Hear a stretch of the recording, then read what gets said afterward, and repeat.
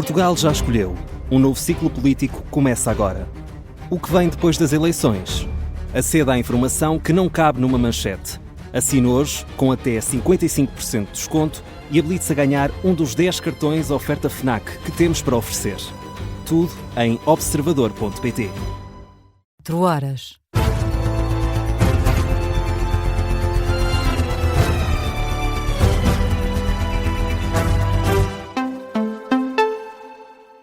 As notícias com Matilde Malva Sabino. O líder do Chega alia-se a Pedro Passos Coelho e afirma que a escolha de Luís Neves para Ministro da Administração Interna gera perplexidade. Numa entrevista à SIC, André Ventura deixa rasgados elogios a Pedro Passos Coelho e admite que o antigo Primeiro-Ministro tem razão nas críticas ao novo Ministro da Administração Interna. Eu compreendo aquilo, mais uma vez, o que disse Pedro Passos Coelho. Não diria nesta extensão, mas compreendo quando o antigo Primeiro-Ministro diz que não se deve passar de direção da Polícia Judiciária para um Ministro do Governo. E aqui a questão que se levanta para muitos portugueses é esta. A SPI não viva, por exemplo, os casos que envolvem Luís Montenegro foram investigados na Polícia Judiciária, de que era diretor Luís Neves. E agora sai para ir para um cargo político, de confiança política. Isto gera, ou pode gerar, em alguns setores da sociedade, alguma perplexidade.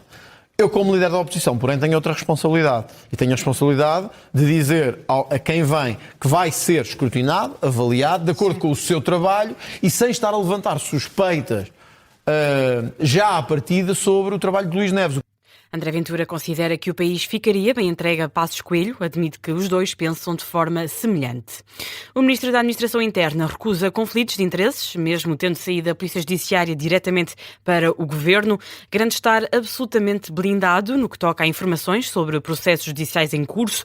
É o caso, por exemplo, da investigação à construção da casa de Luís Montenegro. Luís Neves diz que, quanto a esses temas, não há por onde pegar. Eu quero dizer que nunca na minha vida, qualquer questão de pergunta, fosse quem fosse. E eu estou a falar para todos vós publicamente e para as pessoas com quem tive a honra e o prazer de trabalhar, são milhares de investigadores. Nunca houve qualquer interferência, nunca houve qualquer pergunta, nunca houve qualquer pesquisa. Por isso, eu quero dizer que a esse respeito eu estou absolutamente blindado relativamente à área de informação.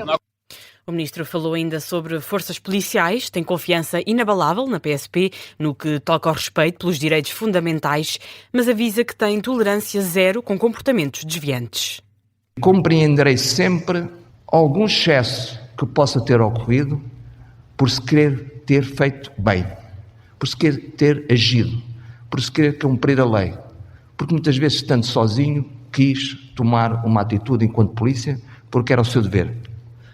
Aí estarão o meu apoio, o meu suporte e a minha compreensão. Nos casos isolados, absolutamente isolados, em que a questão seja diferente, em que a violação seja preparada, seja dolosa, seja reiterada, nunca contarão com qualquer atitude compreensiva desses atos. Luís Neves foi ainda questionado sobre as críticas de Pedro Passos Coelho por ter passado diretamente da PJ para a política. O ministro respeita a opinião, mas discorda e garante seriedade. André Ventura atira críticas a Luís Montenegro por causa dos trabalhadores em layoff. Também em entrevista à SIC, esta noite de quinta-feira, falou sobre o PTRR, o plano de recuperação do governo para reconstruir o país na sequência do mau tempo. Voltamos a escutar o líder do Chega, que diz que o governo dá o dito por não dito. O Governo anuncia, no meio da crise, legitimamente, que pagará o layoff a 100%. Isto é, que os trabalhadores terão o seu rendimento, os afetados, nas zonas afetadas, terão o seu rendimento coberto a 100%. É o Governo que anuncia, não é o Chega. É o Governo que anuncia. 2 dias depois, ou 3, vêm dizer que afinal remetem para as normas do Código do Trabalho que pagam 2/3 e não 100%. Isto é o pior que se pode fazer num cenário de crise. As críticas de André Ventura às decisões do Governo. O PS também falou sobre o regime de layoff apresentado pelo Governo depois da tempestade Christine. O secretário-geral do PS desafia o Executivo a corrigir o erro e pagar os salários a 100%. José Luís Carneiro diz que o Partido Socialista foi claro sobre esta matéria desde a primeira hora. Aquilo que defendemos foi que se adotasse um modelo de layoff equivalente àquele que se adotou durante a pandemia Covid-19, que era evitar que os trabalhadores, a tempo parcial ou a tempo inteiro, evitar que perdessem rendimento. Aquilo que nós desejamos é que o Governo, nesta reconsideração e nesta correção de erros que tem feito, que possa também ter em consideração esse objetivo. O secretário-geral do Partido Socialista diz ainda que se o governo corrigir os erros que tem cometido, o Parlamento não terá necessidade de se pronunciar. O Parlamento só se pronuncia porque o governo tem cometido erros nas opções que tem tomado. Por exemplo, deixou ficar um conjunto vasto de municípios de fora da declaração de calamidade. Como se vê, errou, agora teve de os incluir. Por outro lado, deixou de considerar a necessidade de prolongamento da suspensão das portagens para responder às necessidades de mobilidade. Corrigiu numa primeira fase, desejamos que corrija agora outra vez numa segunda fase. O líder socialista aconselhou ainda o governo a ter a sensibilidade de ouvir os partidos da oposição. Afinal, ainda não há luz a 100% em todos os concelhos afetados pelo mau tempo, contrariamente ao que adiantou a EDP, é a denúncia da Federação de Suinicultores nas explorações do setor. Há um mês que não é dada pela Redes qualquer previsão para o restabelecimento de energia elétrica. Em declarações à Rádio Observador, o secretário-geral João Bastos sublinha que há perto de 50 empresas ainda sem energia, queixa-se de um cenário imprevisível. A Redes muitas vezes comunica, até por meio de SMS, não temos, há um mês que não temos previsão do regresso da energia elétrica, nem tão pouco um ponto de situação. Este ponto foi corrigido, que o próximo será aquele. Era apenas isto que desejávamos, porque a imprevisibilidade neste momento é muito grande. João Bastos aponta para prejuízos superiores a 2 milhões de euros nas empresas que ainda são alimentadas a geradores.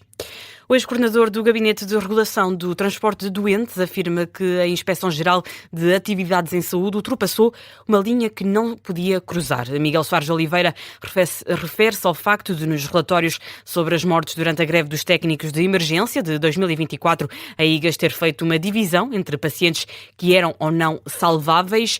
Diz que, como médico, não o faria. A Comissão Parlamentar de Inquérito deixa ainda críticas ao INEM, acusa a instituição de ter falta de conhecimentos para responder ao aviso de greve em novembro de 2024, principalmente no que toca aos serviços mínimos.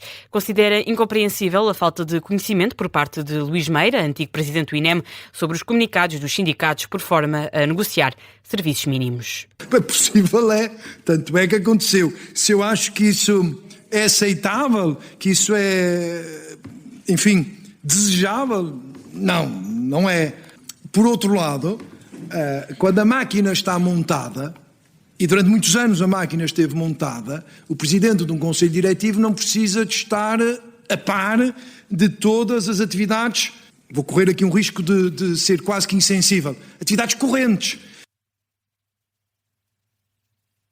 Miguel Soares de Oliveira, que se demitiu este mês do cargo mais recente que ocupava no INEM. Marcelo Rebelo de Sousa e António Costa têm esta sexta-feira o último encontro de alto nível. A dupla marcou a política nacional durante 8 anos, quando o atual presidente do Conselho Europeu era primeiro-ministro, ao mesmo tempo que Marcelo, chefe de Estado. O presidente da República vai esta quinta-feira a Bruxelas despedir-se das instituições europeias a menos de 2 semanas do fim do mandato. Marcelo Rebelo de Sousa vai ser recebido às 10 da manhã pela presidente do Parlamento Europeu, Roberta Metsola. Às 11 segue para o edifício da Comissão Europeia, onde tem encontro marcado com Ursula von der Leyen. E ao meio-dia visita António Costa, presidente do Conselho Europeu. O Paquistão declara guerra aberta aos talibãs do Afeganistão. O anúncio foi feito pelo ministro da Defesa paquistanês na rede social X. O ministro afirma que a paciência acabou. Nas últimas horas, os dois países têm trocado ataques. Várias explosões violentas abalaram Cabul esta noite, poucas horas após o governo talibã ter anunciado o lançamento de uma ofensiva na fronteira contra o Paquistão. É o que relatam jornalistas da AFP.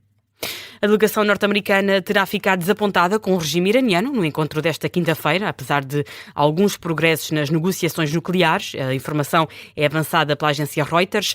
De acordo com o Wall Street Journal, os Estados Unidos e o Irão continuam longe de alcançar consenso em questões fundamentais sobre o programa nuclear do Teherão. Ainda assim, um alto funcionário norte-americano disse ao site Axios que a reunião em Genebra foi positiva, sem adiantar detalhes sobre as conversações entre as duas delegações. Até ao momento não houve qualquer reação oficial de Washington, já o Irão saiu do encontro com maior otimismo. O ministro dos Negócios Estrangeiros iraniano, Abbas Araghchi, considera que houve progressos significativos. Durante estas longas e intensas horas, registámos progressos significativos e abordámos muito seriamente os elementos de um possível acordo, tanto no domínio nuclear como no domínio das sanções. Em algumas questões estamos agora muito próximos do entendimento, Noutras, continuamos a ter divergências de opinião. As equipas técnicas vão iniciar conversações em Viena, na segunda-feira, na Agência Internacional de Energia Atómica, e com a ajuda dos peritos da agência, tentaremos enquadrar algumas das questões técnicas de modo a que possam ser posteriormente alinhadas com as exigências políticas de ambas as partes. A próxima ronda de negociações entre os norte-americanos e o regime iraniano está marcada para segunda-feira em Viena. Hillary Clinton volta a dizer que não conheceu Jeffrey Epstein. A ex-secretária de Estado norte-americana esteve esta quinta-feira a ser ouvida a pretexto deste caso. De acordo com os congressistas democratas, Hillary Clinton respondeu a todas as questões dos republicanos e sublinhou que nunca teve uma relação com Jeffrey Epstein e que nunca sequer o conheceu. Não sei quantas vezes tive de dizer, eu não conheci o Jeffrey Epstein, nunca fui para a ilha dele, nunca fui à casa dele, ao seu escritório. Isso ficou registado inúmeras vezes. Esta sexta-feira é a vez de Bill Clinton, antigo presidente dos Estados Unidos, de ser ouvido. Os democratas pediram para que a audiência seja aberta aos jornalistas. Hillary Clinton acredita que o marido vai testemunhar que não sabia o que Jeffrey Epstein andava a fazer. Acho que é justo dizer que a vasta maioria das pessoas que tiveram contacto com ele antes da sua declaração de culpa em 2008 eram como a maioria das pessoas. Elas não sabiam o que ele andava a fazer. E acho que é exatamente isso que o meu marido vai testemunhar amanhã.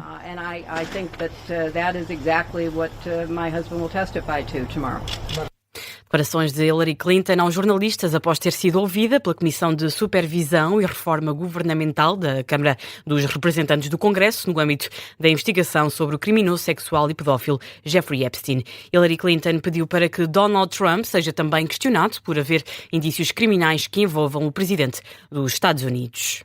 Foi a notícia de fecho deste jornal. A informação regressa às 5. Até já.